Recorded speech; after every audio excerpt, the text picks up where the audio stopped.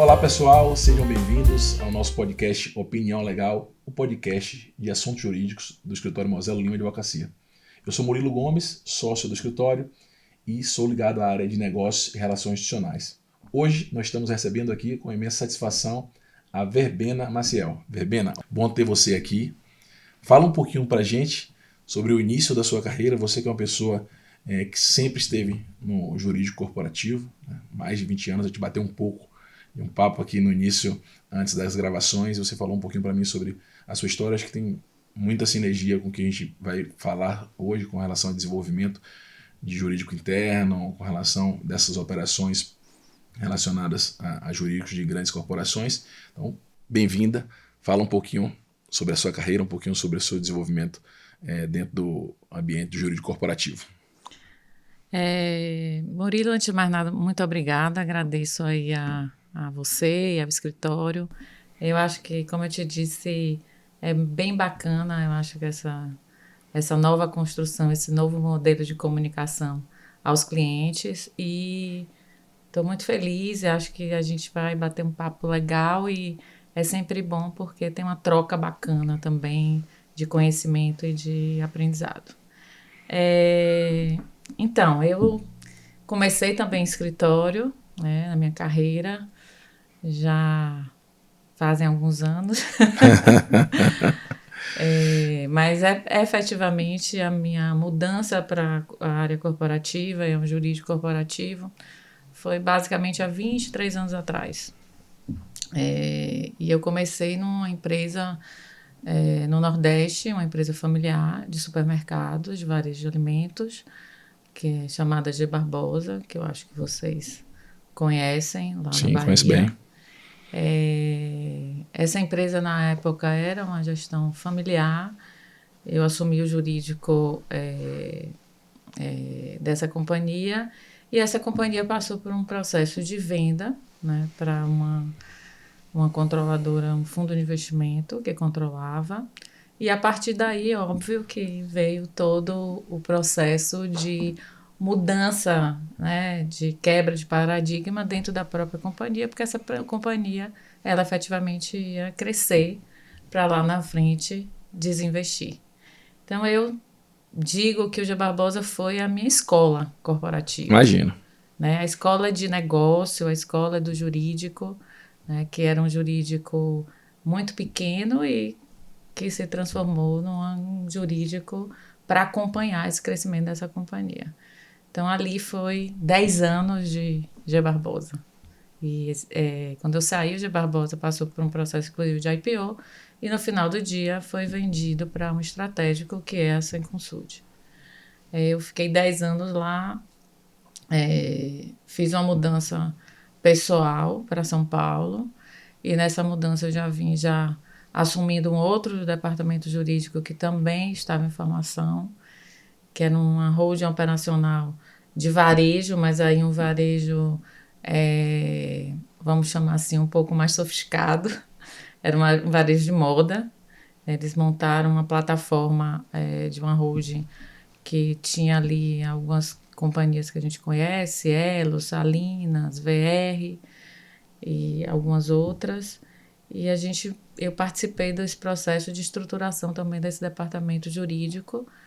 Na minha época, um departamento jurídico operacional, tinha uma área corporativa, uma área operacional, eu tocava a área operacional, que era efetivamente contratos, a área de contencioso, a área de gestão de PI.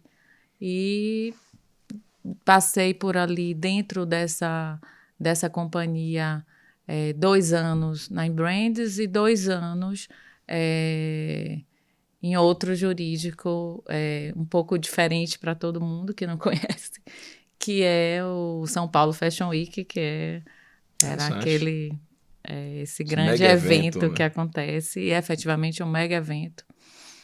E fiquei no São Paulo Fashion Week 2 anos também, quando fiz a outra modificação, outra mudança, né, ainda em jurídico, e agora para uma companhia de serviços, que era de estacionamentos, cujo controlador é um grande fundo de investimento no Brasil, Pátria, e fiquei lá 2 anos, aproximadamente, quando fiz uma mudança aí agora pessoal, familiar, né? E passei 4 anos em outro país. Tive lá a oportunidade de transitar um pouco em Câmara de Comércio Brasil-Chile, que eu morei em Santiago, no Chile, e voltei em 2021, novamente para São Paulo, já tocando também uma companhia, voltando para supermercados. Fiquei nessa companhia há 1 ano e 8 meses e estou agora no momento de transição de carreira. Se a gente pode chamar assim, porque eu vou continuar no mundo jurídico, mas agora pensando em consultoria. Então, estou montando aí com uma sócia uma empresa de consultoria em gestão. Né? Gestão é aquilo que eu fiz a vida inteira, que é gestão jurídica e gestão de contingenciamento de demandas judiciais e administrativas. Então, basicamente, é essa carreira aí de 23 anos no jurídico corporativo e agora pegando toda essa experiência aí e tentando levar para o mercado para tentar mudar um pouco essa visão desse jurídico que ainda tem, acho que você sabe disso, os advogados que são ainda, né, essa visão, na minha equivocada, de que a gente não fomenta negócios, e eu não acho isso. Eu acho que a gente fomenta negócios, a gente tem muita oportunidade para a gente trazer resultados efetivos, financeiros para a companhia. Eu acho que precisa mudar um pouco essa visão ainda, que eu sei que tem muito jurídico aí bom que já está mudando essa visão aí do mercado, mas eu acho que a gente tem um trabalho grande pela frente aí. Com certeza. As pessoas tendem, né, pelo processo natural até de evolução da profissão relacionada ao direito, né? Tem muito dogma envolvido, muita parte romântica do direito envolvido. E nas grandes corporações, principalmente, a gente tinha o entendimento que o jurídico, nas áreas internas, era a área que ia travar algum projeto, né? Quer dizer que existia alguma lei que não permitia que o projeto avançasse. E o mindset do jurídico corporativo ele tem evoluído muito. Né? A gente vê assim, a questão de o pessoal trazendo tecnologia para o dia a dia do jurídico, né? Quebrando aquela questão mais romântica, que, claro, é importante, a técnica. Eu costumo dizer que sempre a advocacia vai ser gente. A gente tem evolução com ferramentas, com parte de inteligência artificial, mas assim, no final do dia, o advogado precisa estar lá porque ele precisa das street skills, das soft skills, das hard skills, e efetivamente o direito não é a ciência exata. Né? E o jurídico, ao longo desse tempo, vem evoluindo muito e essa visão, principalmente interna nas corporações, de que o jurídico é uma área que efetivamente vai travar algum tipo de negócio, né? Vem mudando. E a gente, inclusive, fala internamente no escritório, né? Nós não podemos ser basicamente uma assessoria jurídica. A gente tem que ser parte do mecanismo responsável pelo desenvolvimento do negócio do nosso cliente. Porque, no final das contas, o cliente quer desenvolver o negócio dele. Né? Todo mundo que está ali empreendendo, todo mundo que está ali dentro da área do business busca efetivamente um desenvolvimento de negócios. Né? Então, buscando essa linha de entendimento, aí que vem o jurídico como um facilitador do negócio.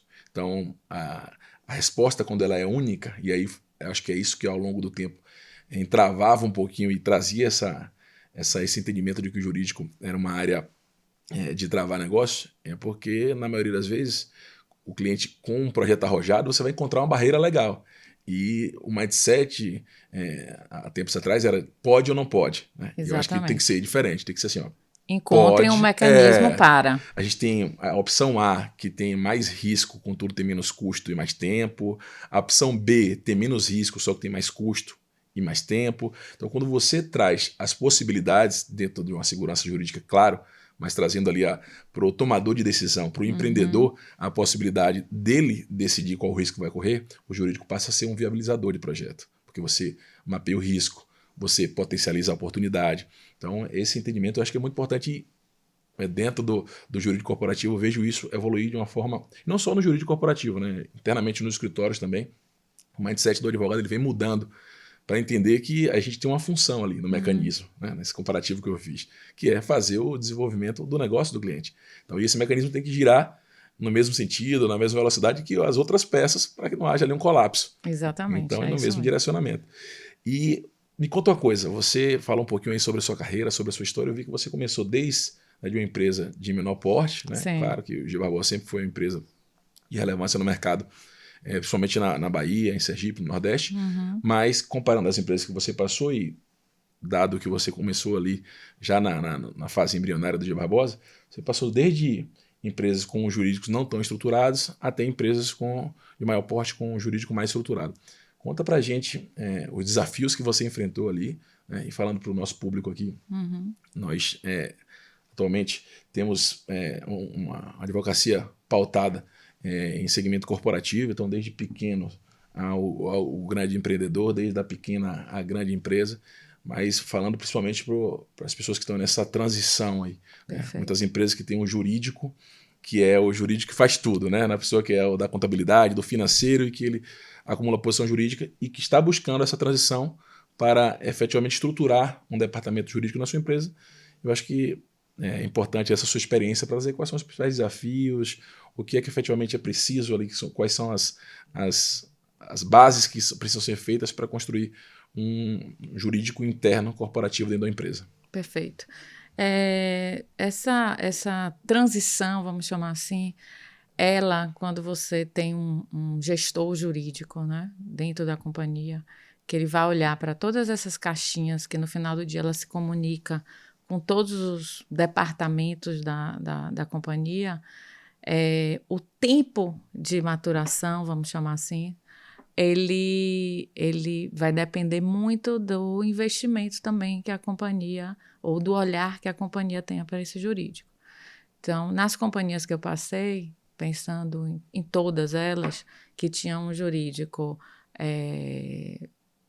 vamos chamar assim, ainda embrionário, ou que não tinha sequer um departamento jurídico, esse processo é um processo de formatação, vou lhe dizer, em torno de 1 ano e meio, sinceramente. Você não e ele sempre vai estar ali cíclico, você tendo que ajustar o processo, porque o direito e hoje o mundo ele tem uma velocidade muito alta.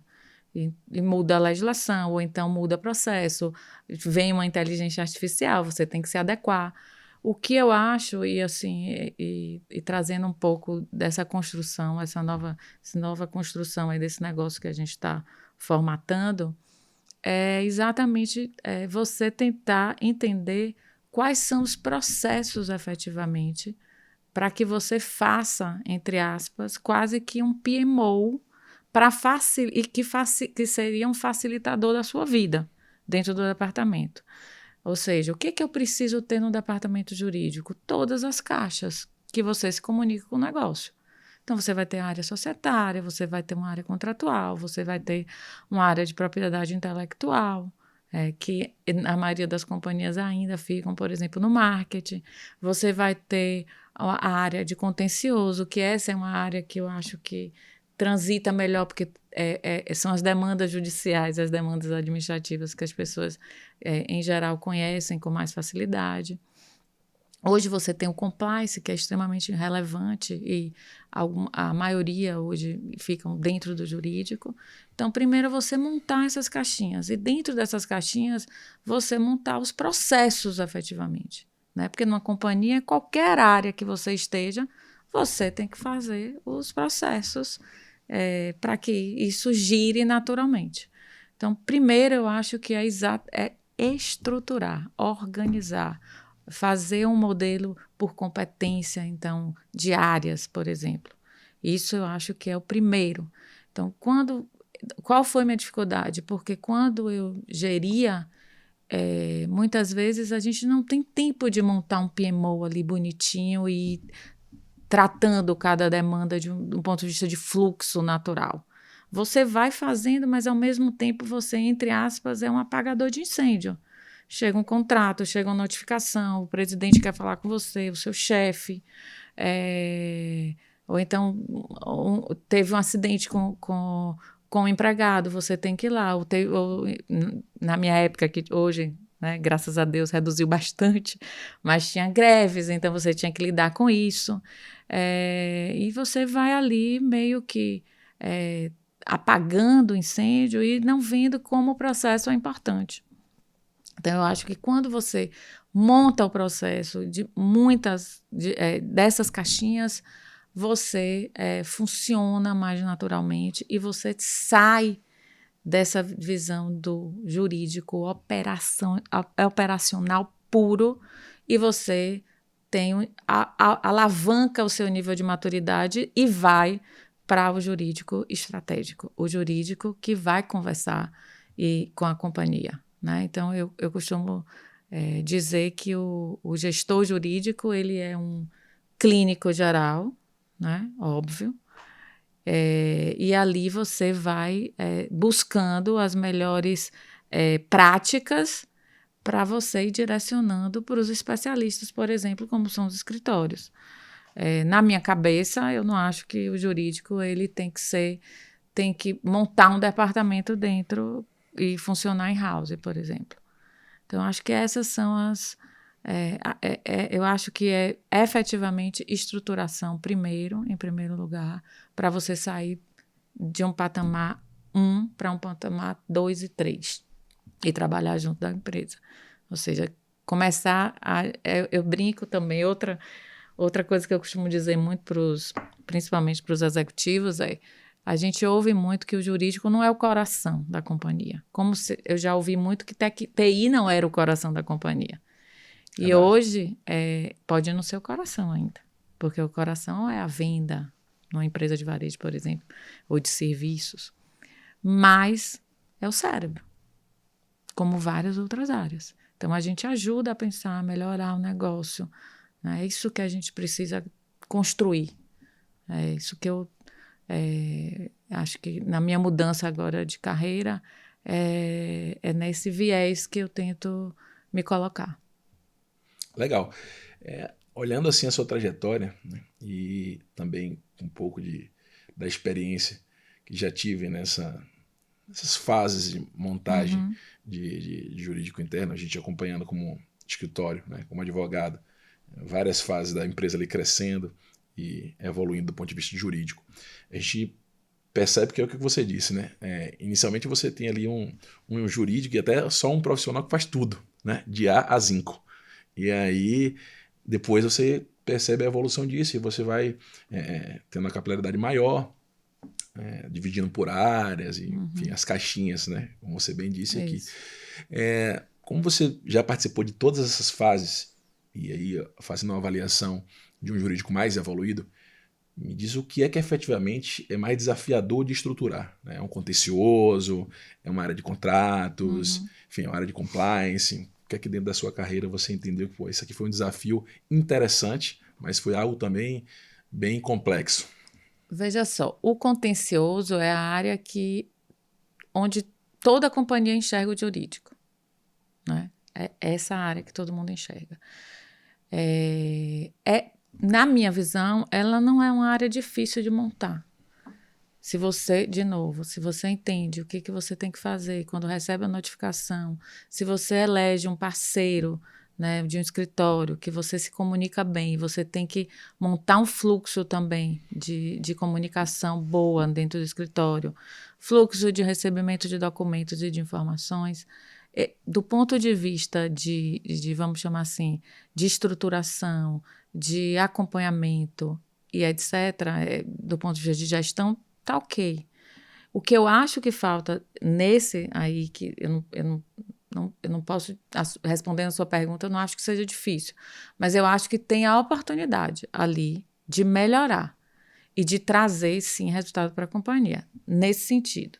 O que eu acho mais difícil dentro do departamento jurídico, do ponto de vista de formatação, por incrível que pareça, é a área contratual. Por quê? Eu acho que primeiro você tem que mudar a cultura da companhia e trazer, na realidade, melhor dizendo, a cultura da formalização. Então, você tem que trazer a cultura, você tem que levar a cultura da formalização para toda a companhia. Porque você chega em empresas que a maioria faz contrato de uma folha ou não faz contrato. Então, essa cultura da formalização e da boa formalização é a mais difícil. Porque, em geral, para a gente que senta no jurídico corporativo, eu já tive várias experiências nesse sentido. A pessoa manda um contrato, por exemplo, e diz assim, em 2 dias, ou em 1 dia, cadê o contrato? Está pronto? Aí eu brinco. Né? Não querendo fazer uma alusão negativa, mas assim, uma banca de cachorro-quente, me dá aí um cachorro-quente que eu te pago aqui. Então, não é bem assim. Então, eu acho que primeiro a cultura da formalização, trazer isso para a companhia. E, efetivamente, não basta você normatizar, dizer, a partir de agora, tudo tem que passar por jurídico contrato. Você tem que trazer a cultura da importância. Por que esse contrato tem que ser bem redigido? Por que o jurídico tem que participar do processo de negociação? Por que tem que ter cláusulas, padrões? E aí você trazer, dentro da gestão, agilidade, um SLA, etc. Mas, assim, essa cultura é a mais importante. O cara entender que esse contrato, agora que ele está com pressa de fazer o negócio, né, ele não é importante, mas o dia que ele tiver que sentar e discutir esse contrato, ele vai ter que olhar para a letra do contrato, para a interpretação e para o contrato bem feito. E aí ele vai dizer, poxa, eu estou bem servido, vocês fizeram essa cláusula, ótimo, estou protegido. É nesse momento. Eu não quero nunca que o contrato seja visto, eu quero que ele fique arquivado no jurídico a vida toda, e efetivamente.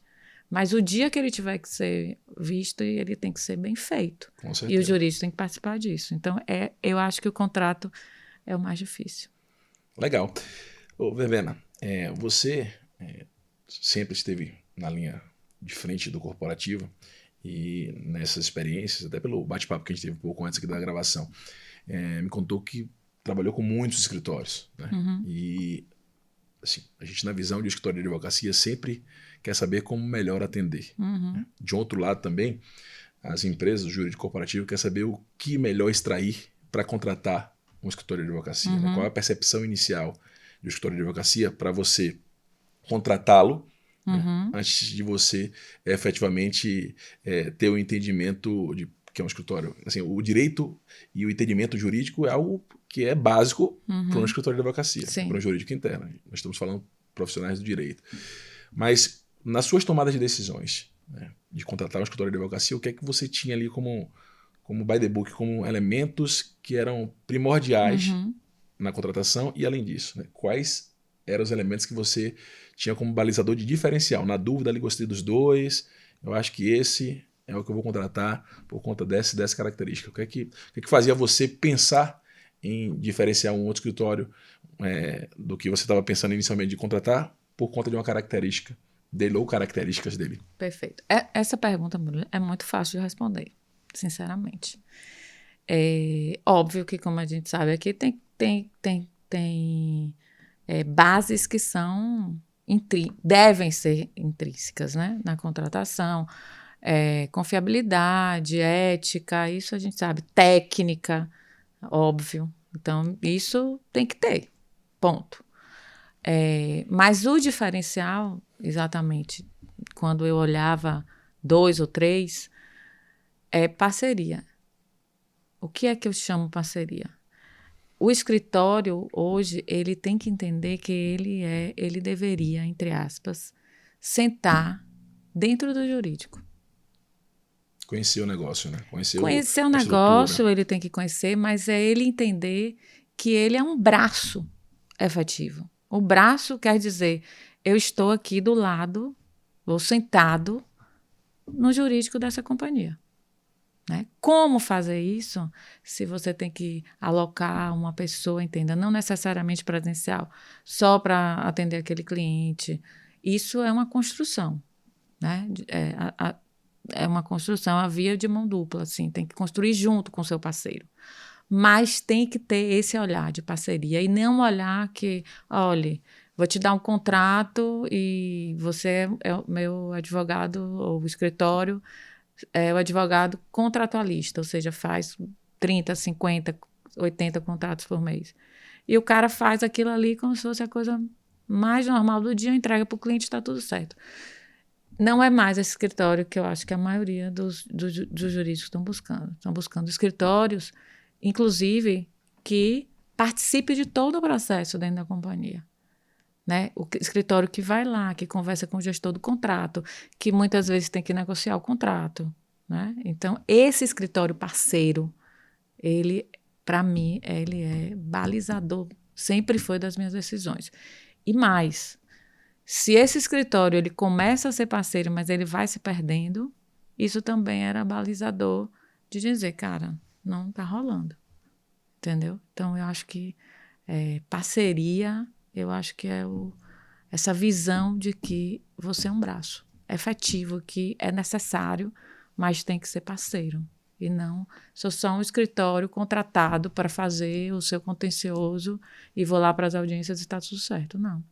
Você tem que ajudar a gerir, a trazer a oportunidade. Esse é o escritório. É isso que o escritório deveria começar a pensar.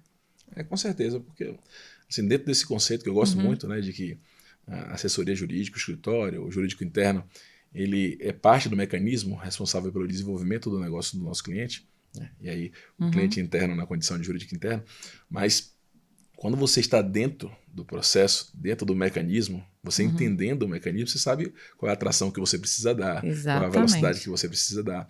E aí essa proximidade, e muitas vezes lá atrás, né, com esse mindset de jurídico corporativo um pouco mais engessado, a gente tinha, de um lado, o escritório de advocacia, de outro, né, o jurídico. E às vezes você tinha até uma relação tensa ali, porque o jurídico era o tomador de decisão de contratação, desligamento do escritório, e o escritório ficava, né, do outro lado do muro. E quando, na verdade, a evolução mostra pra gente isso, tanto o escritório de advocacia com a evolução de mindset, quanto os jurídicos também, trouxe isso para um núcleo só. Um casamento. Um casamento. Exatamente. Porque o resultado não é do escritório de advocacia, o resultado não é do jurídico, o resultado é do cliente, né? O resultado é da empresa. E quando você enxerga isso, quando você passa a enxergar isso, você vê que tem que ser um court service mesmo, né? Que é um trabalho construído a 4 mãos, a 8 mãos, porque você tem o entendimento do jurídico que está ali no dia a dia da empresa, né? E você, como assessoria jurídica, entendendo também esse dia a dia, você consegue trazer a sua visão externa, fora do liquidificador, mas conhecendo o fluxo, que é importante. E a gente busca na Moselo sempre entender o negócio do cliente e entender efetivamente a operação do jurídico. Por quê? Porque primeiro você precisa entender o objetivo do jurídico e do cliente. Às vezes o jurídico, o cliente, né, traduzindo na opinião do cliente, o jurídico não quer recorrer. Ele quer acabar com aquele processo. E às vezes você está montando uma super tese que faz todo sentido do ponto de vista jurídico, mas para o objetivo do cliente não faz. E se você está distante disso, você gasta energia, né? Você coloca o seu foco em um norteador que não é para onde o jurídico quer ir, para onde a empresa quer ir. Então, entender, eu acho que é muito importante isso, né? Fazer esse entendimento, estar próximo, ter rotina de visita de campo, ir para o chão de fábrica, ir para o escritório, conhecer, porque isso se traduz em ações positivas até junto ao judiciário. Eu, particularmente, já participei de algumas visitas de campo do escritório, busco sempre participar, e certa feita eu estava participando na audiência e o pedido do autor era um pedido totalmente esdrúxulo do ponto de vista conceitual, e aí na audiência eu tive a oportunidade de falar com o juiz: Excelência, isso aqui eu já acompanhei como se faz, ele não tem condições de ter essa produtividade, porque eu já acompanhei, e pela minha felicidade eu estava até costumo registrar, fazer um registro fotográfico, para a gente discutir o caso internamente, né? Até para as pessoas que efetivamente não puderam ir acompanhar a visita de campo, a gente mostrar ali como é que funciona. Eu mostrei para ele no celular, falei: isso aqui é o que se faz, a primeira etapa, a segunda etapa, a terceira etapa. Quantas vezes ele consegue fazer isso ao longo do dia? Então você consegue trazer, além do conhecimento para as peças, né? Além de refinar a estratégia, você consegue trazer também o seu posicionamento para o judiciário. naquele dia a dia, do advocacy ali, de mostrar pro juiz que você, além do advogado, conhece, né? Além de ser o advogado, conhece a operação. Acho que isso é muito importante. Concordo com você, é um grande diferencial para que o jurídico externo, o escritório de advocacia, os advogados busquem esse entendimento, né, de estar próximo ao cliente, que eu acho que é fundamental para construir um único resultado só. Né? E no final do dia, o que eu penso assim, hoje, né, vou dizer assim, que eu já passei por todas as fases. Né? No meu início de carreira, eu tive um presidente que ele me passou uma situação pontual e me perguntou como faz para fazer isso aqui. E eu olhei, fui pesquisar e falei, cara, não vai dar para fazer. Então a primeira resposta para ele foi, olha, tem risco de fazer por conta disso. Ele virou para mim e falou o seguinte, você sabe por que eu estou sentada aqui nessa cadeira? Aí eu olhei, acho que deve ser porque você é muito bom. Aí ele falou, não, porque eu nunca segui o que os advogados me diziam. Eu sempre tomei risco. A partir daí, eu mudei totalmente a minha visão de quem eu tinha que ser dentro do jurídico. E conversando ao longo do tempo com alguns escritórios, eu acho que o escritório ele precisa também mudar a visão de ser só o escritório técnico e olhar para o negócio e do ponto de vista de resultado. O jurídico, para mim, hoje, o de hoje, que existe hoje já no mercado, ele já tem essa visão. Ele tem que ser um produto de resultado para o negócio. Ponto. Por isso que eu falo que a estruturação é importante para dar maturidade para esse cara sair dessa linha aqui operacional de ficar apagando incêndio. E ir para a estratégia, que é exatamente entender o que esse negócio aqui jurídico pode dar de resultado, de retorno para o cliente. Então, em todos os sentidos, tanto fazendo um contrato e virando para o cliente dizendo por que esse contrato, entenda, você está fazendo uma cláusula desse nível se no mercado tem outro fornecedor que faz diferente, porque você já viu. Então, é essa forma que eu acho que tem que começar a fazer. Então, eu conversei com uma pessoa que é meu amigo, inclusive, ele dizendo isso, que ele estava fazendo uma operação, ele falou, nossa, isso aqui é um absurdo. E ele, mas eu vou sair do meu técnico para opinar. E ele ficou martelando, ele falou, pô, mas se eu fosse dono dessa companhia, eu não fechava esse negócio. E aí ele foi com todo a delicadeza possível e disse, cara, eu acho que isso aqui não é bom. Eu conheço realmente outro fornecedor que é totalmente diferente aqui. E aí ele foi, o cara oportunizou ou seja, o negócio não foi feito. E por uma questão meramente de business. Não tinha nada a ver com técnico. Então, eu acho que a gente também tem que pensar nisso, porque no final do dia é a conta que tem que se fechar. Eu aprendi isso, sabe? Você tem que dar resultado. A companhia tem que dar resultado para fazer sentido para todo mundo. Então, acho que você, no contencioso, eu acho que é isso. Hoje, eu me recordo que assim, todo mundo pensava, não pode fazer acordo, porque se fizer acordo, todo mundo vai reclamar. E aí você vai gerar essa... Você lembra disso? Uhum. E hoje tem várias companhias que pegam a carteira e vão entender o valor dessa carteira para ver se não faz sentido fazer acordo em vários processos, né?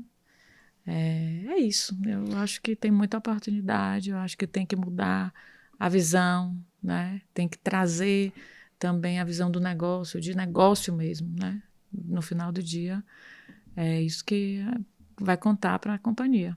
Com certeza. Bena, a gente mudando um pouco aí de assunto, né? Você já participou, inclusive, na condição de líder de projeto, não só na parte jurídica, né? Pelo que a gente bateu um papo já, esteve aí, inclusive no Chile, liderando a parte de negócio de algumas corporações. A gente tem hoje, pela mudança de mindset e também pela mudança de etapa, né, dos gestores, e a gente, paralelamente, tem uma nova geração no mercado, né, seja no jurídico, seja à frente das empresas, e a gente tem no Brasil uma gama de empresas familiares, né, e a gente consegue acompanhar a evolução disso. Hoje, estou acompanhando que tem muita transição nessas empresas, dos líderes que eram os pais, os avós, que tinham uma gestão mais centralizada, uma gestão mais burocrática, que deu certo até então, né? E que os filhos, os netos estão chegando para fazer algumas mudanças. Você já esteve à frente de empresas adquiridas e de adquirentes, né? E principalmente empresas familiares nas duas pontas. Nos processos de M&A que você participou, o que é que você acha que é um grande diferencial para a preparação para o M&A, seja no jurídico da adquirente ou da adquirida, né? E também o que é que você acha que dentro de um projeto de M&A as pessoas podem conduzir de uma forma mais direta para que tenha um resultado mais efetivo? Tá. Do ponto de vista de melhores práticas, né? Conversando principalmente com alguns advisors de negócio, a grande dificuldade que eles dizem que eles têm, efetivamente, é quando eles estão trazendo uma empresa, por exemplo, para um fundo de investimento olhar e essa empresa não tem nenhum nível de informação, principalmente informação jurídica. Não sabem se tem contrato formalizado, se não tem. Alguns, mesmo tendo departamento jurídico, muitas vezes o departamento jurídico só cuida do contencioso. Então, acho que é formatar, né? Eles fazem. Quando você tem um advisor nesse negócio, o que eles tentam fazer? Vamos tentar montar uma pré-due diligence para a gente ver o que tem de falha aqui para a gente tentar buscar para quando esses caras chegarem, já encontrar muito melhor. Então, eu acho que é não ter exatamente um jurídico estruturado. Porque um jurídico estruturado ele vai ter todas as informações já dentro da base dele, o que é uma condição primordial para um processo de M&A bem feito. Então, para a empresa, que vai ser a empresa, vamos chamar assim, a vendedora, né? A que está se propondo a ser adquirida, essa empresa deveria ter já os processos mais azeitados, mais preparados, né? Uma base de dados, por exemplo. E para quem está buscando adquirir, eu acho que é sempre buscar escritórios que saibam fazer o negócio bem feito, porque eu já vi muita gente tendo advogado de confiança na mesa e não fazendo bons negócios e tendo efetivamente dificuldade na aquisição, né?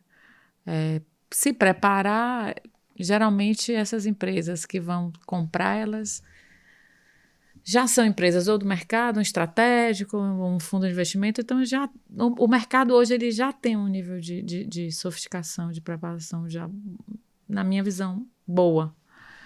Eu acho que a ponta é que ainda essas empresas que querem ser compradas é que eu acho que está ali o maior gargalo na minha visão, porque é muita informação equivocada e truncada que não tem. E natural, porque eles não chegaram ainda. Agora, essa transição, óbvio, que ela pode ajudar em todas as áreas, não só do jurídico, como a área financeira, a área contábil, etc. Então, essas informações, elas precisam estar preparadas e estruturadas. Então, é o processo de estruturação. Com certeza. No final do dia, não tem como ser diferente. E, assim, me perguntando o que você acha de como lidar nesse processo, por exemplo, você sendo um advogado de M&A. É isso que você quer saber no final? Sim. Cara, eu acho que tem duas palavras que eu penso que são importantíssimas para quem senta na mesa de M&A. Desde o processo inicial, a due diligence, a sentar para fechar um contrato de aquisição, que é você ter empatia e você ter simpatia. Essas Perfeito. Duas palavras, na minha visão. Então, não é você sentar e querer ganhar em cima do cara e olhar, o cara vai perder. É você ter a visão empática, porque muitas vezes, alguns negócios, principalmente negócios que são adquiridos de empresas familiares, o cara está vendendo aquilo ali que foi a vida dele inteira, simplesmente porque ele não tem um sucessor, por exemplo. Então, eu já participei de processos que eu fiquei de 7 horas da noite até meia-noite com o cara. Ele pegava a caneta, voltava. Pegava a caneta, o dono da companhia, e voltava. Ele com o advogado dele do lado, ele tinha dúvida no fechamento. Porque aquilo ali doía, porque foram anos ele tocando aquele negócio. E ele vendeu porque ele não tinha sucessor. Então, se você não for empático e dizer, não, o senhor tem que assinar porque a gente já fechou tudo, não dá. Eu fiquei de 7 horas até meia-noite, mais do que meia-noite, eu acho. Fica tranquilo, o senhor quer converse de novo com o seu advogado, vai lá para a salinha, eu saio. Então, você ter isso, né? Então, eu acho que em processo de M&A isso é extremamente relevante. Bacana, bacana. Assim, a gente vem nesse processo, né, como você disse, desde do início, você acaba que você participar de M&As é uma faculdade, né? Não só do ponto de vista jurídico, maravilhoso, eu adoro. como também pessoal. Você vai adoro. entendendo que precisa realmente ser mais empático, que você precisa entender efetivamente que tem um time para tudo, né? Exatamente. Que aquilo não se resolve em um momento só, né? Você vai ter ali várias rodadas até que efetivamente você feche o deal. E um ponto que você trouxe interessante, as pequenas empresas estão buscando se profissionalizar mais, né? As médias empresas também. A gente tem aí hoje o famoso jargão do data is new oil, né? O dado é o novo petróleo. Exatamente. Então, quanto mais valor você quer agregar para a sua empresa, você tem que, paralelamente, ligar isso à governança. Né? Porque, sim, às vezes as pessoas, não, mas eu sou muito pequeno para isso, né? Mas minha empresa ainda não tem esse porte. Mas quando você consegue ter um mindset de governança, de procedimento, de processo, de fluxo, você consegue ter um controle maior das informações. E claro que toda empresa busca o crescimento. E quando você busca um investimento para isso, quando até você quer vender a companhia, a empresa de uma forma integral, você traz mais valor quando você tem a informação na sua mão. Porque você mostra para o adquirente que não tem o risco envolvido, ou que o risco é menor. E quanto menos informação você tem, mais risco. E claro, quem vai adquirir isso vai avaliar e vai trazer esse elemento como quantificador do que ele está disposto a pagar. Total. Né? É melhor você entender, ter um raio-x e até visualizar o problema para você, na condição de adquirente, tomar o risco, e você vendendo a empresa de outro lado também ter a percepção disso, do que você pegar uma caixa preta e entregar na mão de alguém. Né? Porque aí, voltando para agregar valor, né? Isso você vai trazer mais risco. E quando você tem mais risco, ninguém quer pegar o seu dinheiro, né, o seu patrimônio e colocar em risco. E o quanto você está disposto a arriscar, o apetite do risco, ele vai estar vinculado, claro, à possibilidade de crescimento daquele negócio, mas também o que tem ali dentro que eu conheço. Porque quando eu não conheço, a gente tem que partir do pressuposto que pode dar problema.